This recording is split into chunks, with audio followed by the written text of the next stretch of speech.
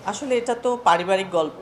আর মানুষের ভেতরে যে আসলে পারিবারিক গল্প দেখার জন্য এক ধরনের আগ্রহ ছিল, ভালোবাসা ছিল, এটা এই নাটকটা অন এয়ার হওয়ার পরই প্রকাশ পেয়েছে। উম এই গল্পটা এরকম যে আমাদের প্রত্যেকের ঘরে এরকম চরিত্রগুলো আছে এবং এরকম ঘটনাগুলো আমাদের প্রত্যেকের বাসায় ঘটে। তো সেটার সাথে যখন মানুষ রিলেট করতে পারে, মানুষের আগ্রহটা অনেক বেড়ে যায়। যে কারণে আমার কাছে মনে হয় মানুষের ভালো লাগছে অনেক বেশি। যে দু একজন নেগেটিভ কথা বলছে, আমার মনে হয় না যে তা দিয়ে খুব বেশি কিছু এসে যায়।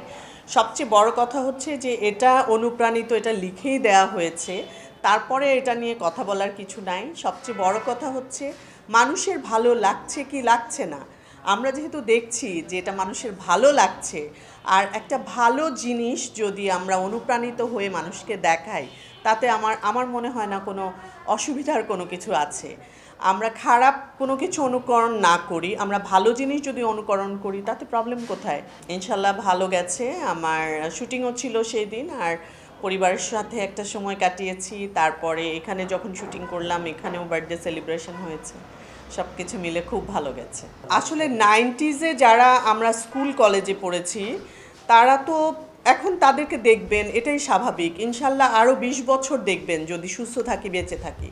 তো এটা তো আমার কাছে মনে হয় যে আপনাদের আশীর্বাদ যে আমরা এখনও সুন্দরভাবে কাজ করতে পারছি।